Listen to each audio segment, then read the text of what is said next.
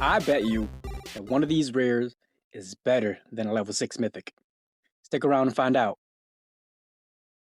Continuing our troop tips and guide series, today we're taking a closer look at the rare units. If you're a new player and haven't seen my beginner's guide for common troops, you can find the link in the description below. Just like before, we'll cover which rare units are worth using, which one you should prioritize, and the best ways to use them.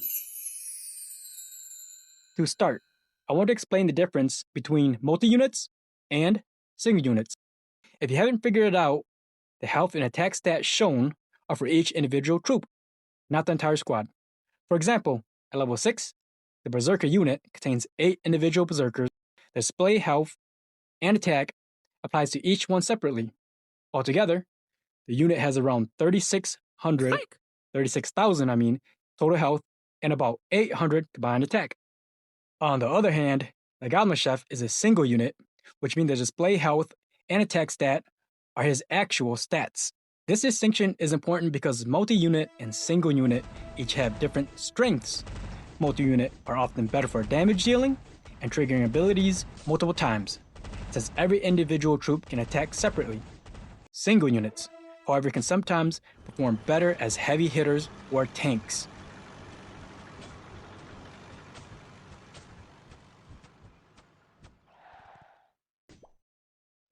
Goblin Chef is a good example.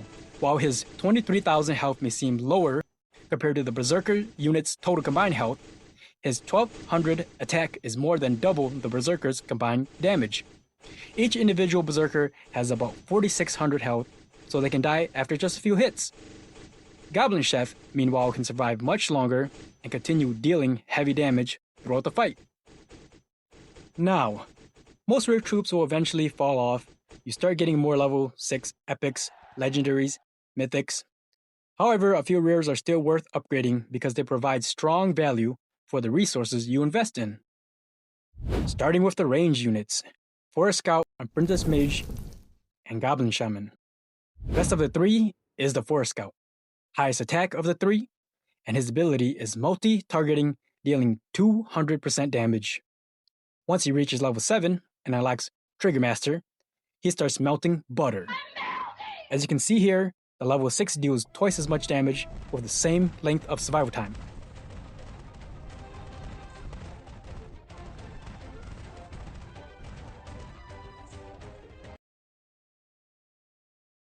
Keep in mind, archers and marksman types are often priority target for abilities. Prioritize archer, prioritize marksman. I think you get what I'm saying. And to play him, make sure to place him away from other archers and in the back somewhere safe. Apprentice Mage. If it wasn't for the Forest Scout being so good, the Apprentice Mage would be a good troop too. And you might say he has fire damage, but check this out. Level 7 Mage, 300 attack. Level 6 Scout, 280 attack. Both against Pumpkin Guard, who's weak to fire. Paying attention to their damage output, we will look at the lowest damage as a base, because the higher damage may be high roll damage, and so on. The Mage does 254 damage, the Scout does 224 damage. After some math and calculation, which will be in the description below, he deals approximately 5% more damage because of the Pumpkin's weakness. Here's the resulting damage. It is more, but that's a level 7 versus level 6. Here's the results of both at level 7. Usage.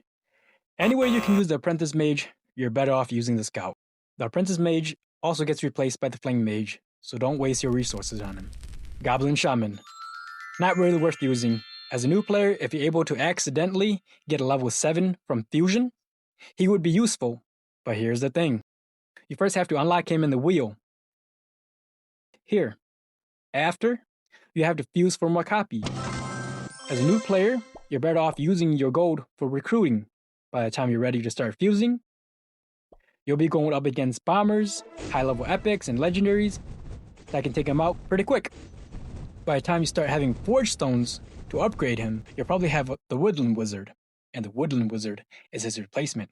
So you're better off not investing in him, and you can't really use him because rares are usually pretty weak unless you level them up, which then we come back to wasting resources because he gets replaced, and then it goes in a circle. Melee troops: Berserker, Gale Wolf, Goblin Warrior, Flare Warden. The Berserker and Gale Wolf are the two with the least value, so not to waste time, I'll just say don't use them. Moving on, we have the Goblin Warrior and the Flare Warden. Each have their own strengths. Goblin Warrior has pretty high health, and with his ability, allows him to deal decent damage. The Flare Warden, in my opinion, is the best of the melee. Even though he has lower stats than the Goblin Warrior, his ability deals splash damage, allowing him to handle multi-units very well, as new players will mainly be using multi-units, as you'll see here against the group of goblins.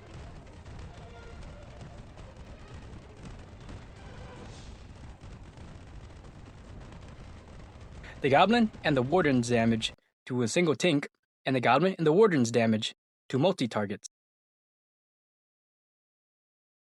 As new player, you want to play more Warden than Goblins. Next, we have the tanks, the Paladin and the Goblin Chef. The Paladin is a multi-unit thanks to his high health and surprisingly high attack that excels at distracting a single target. He generates a shield every 10 seconds, so usually you want to play him next to a Radiant Warrior, where a simple combo of Radiant Warrior's ability activates a shield at the start of battle and lasts for 8 seconds. The Radiant Warrior's shield ends 2 seconds after the Paladin's shield activates. This way, more Paladins can survive long enough to activate their own shield. However, you don't always have to play him next to the Radiant Warrior, especially for modes like Infinity War, where the opposing troop starts out at level 1. And now, the one rare that is better than level 6 mythic, the Goblin Chef.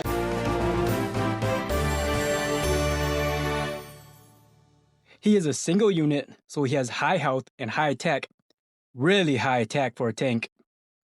You first must unlock him through the wheel, or card master, but afterward you can fuse commons for additional copy. His ability hits a small area for splash damage and causes stun for 2 whole seconds. That's longer than the Griffin Rider at 1 second and the Ursa at half a second. So what makes him better than a level 6 mythic? Well, to upgrade to a level 9 rare is about 1,000 Forge Stones. Considering what you're going to get out of it, I'll consider that cheap. And the consideration is a troop that has a health near a level 6 Night King and attack damage almost as good as a Light Seeker for half the cost of deployment points. Okay, I mean, look at it here. Level 9 versus level 6 Night King and level 6 Flame Duelist. 16 deployment points versus 16 deployment points.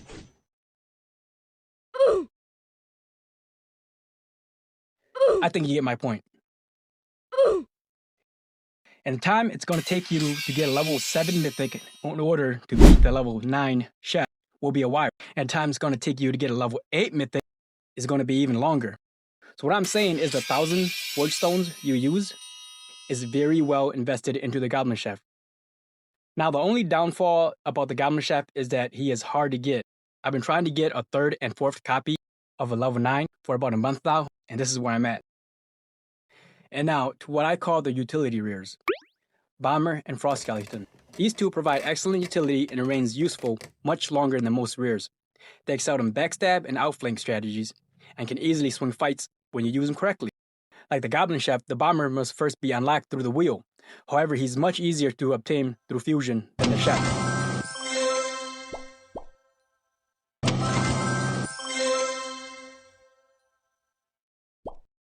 So it's obvious to see that the Bomber is a suicide unit. His goal is to dive in and deal as much damage as possible. And at level 7, his second ability causes stun upon death, which is very useful. So his health is not as important, but his attack is, because his ability deals 3 times the damage of his base attack. Like I mentioned before, the Bomber is best used in backstabs or outflanks. However, the additional uses for him can be placed in the front line against multi-units, as seen here.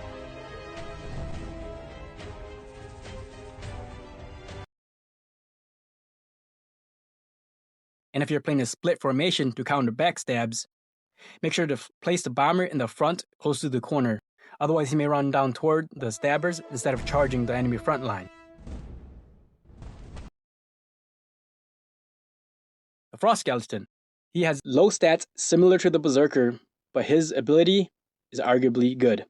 Now, the game doesn't fully explain him, but upon death, he deals area damage, which, of course you know, applies speed reduction.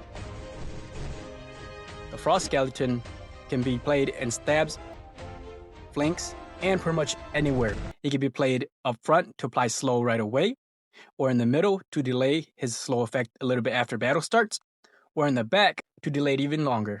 The Frost Skeleton is best to be used with the Marksman, Bone Gunner, Bone Warden, and Iron Bulwark. So my conclusion is, the units that you see here right now are the only units that you should invest in. The others are not worth it, they're not worth using. And with that, I just want to say, if you find my tip helpful and useful, make sure to hit the like and subscribe button, and I'll see you guys next time.